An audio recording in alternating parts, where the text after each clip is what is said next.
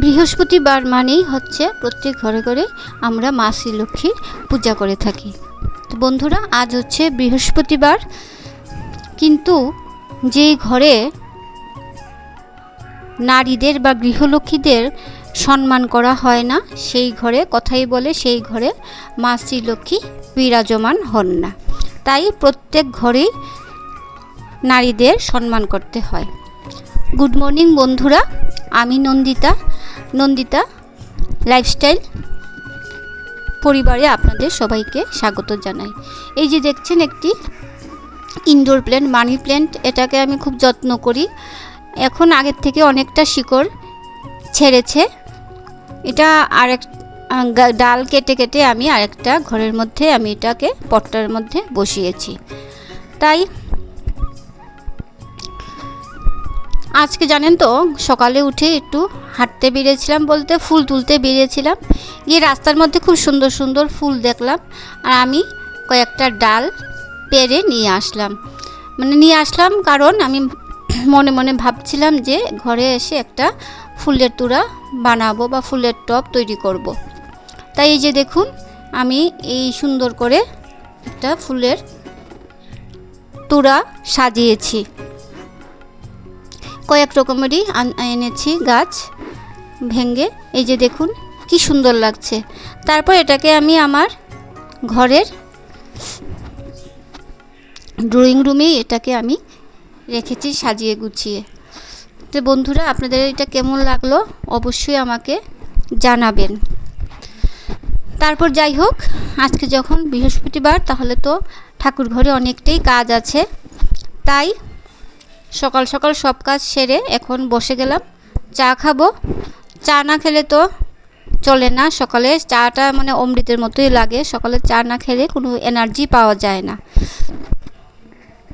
এটা আমাদের বেশিরভাগ মহিলা বলবো কেন, সবাইরই এই চাটা, সকালবেলা চাটা লাগবেই। তারপরে এই যে আমার ঘরে আরও কিছু ইনডোর প্ল্যান্ট আছে, সেইগুলিকে অনেক দিন হয়েছে জল দেইনি। তাই আমি প্রতিদিন না, কিছুদিন পর পরই এই যে চালের জলটা রেখে দিই। তারপর অল্প অল্প করে এগুলির মধ্যে আমি চালের জলটা দিয়ে দিই।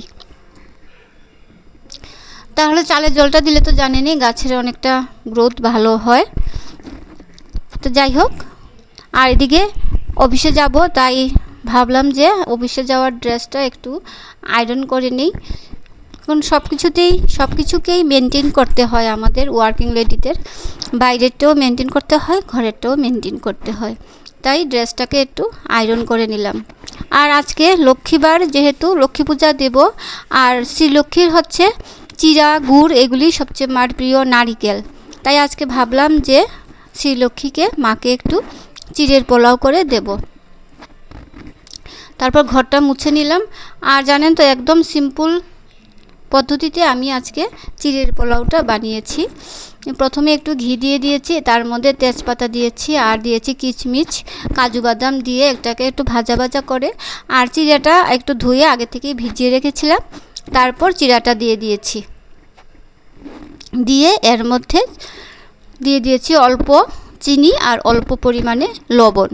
বাস দিয়ে এটাকে ভালো করে নাড়িয়ে চাড়িয়ে একটু ভাজা ভাজা করে, আর এর মধ্যে জানেন তো আর কিছুই দেইনি, একদম সিম্পলভাবে, কারণ অনেকটা তাড়াহুড়া আছে, তাই একদম সিম্পলভাবে এটাকে বানিয়েছি।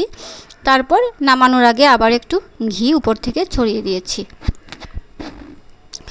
তাহলে বন্ধুরা, আমার এই রেসিপিটাও আপনাদের কেমন লাগলো সেটাও জানাবেন। তারপর ভোগ নিবেদন করলাম, মাকে নিবেদন করে একটু মার আরতি করলাম। ঠাকুরকে একটু সুন্দর করে, ঠাকুর ঘরটাকে একটু সুন্দর করে সাজালাম। বাস, আজকে ভিডিওটা আমি এখানেই শেষ করছি। আর যদি আপনাদের ভালো লাগে তাহলে আমার চ্যানেলটাকে একটু সাবস্ক্রাইব করে দেবেন আর লাইক করে দেবেন। তাহলে বন্ধুরা, দেখা হবে নেক্সট আরেকটি ভিডিওতে। আপনারা সবাই ভালো থাকবেন, সুস্থ থাকবেন। টাটা।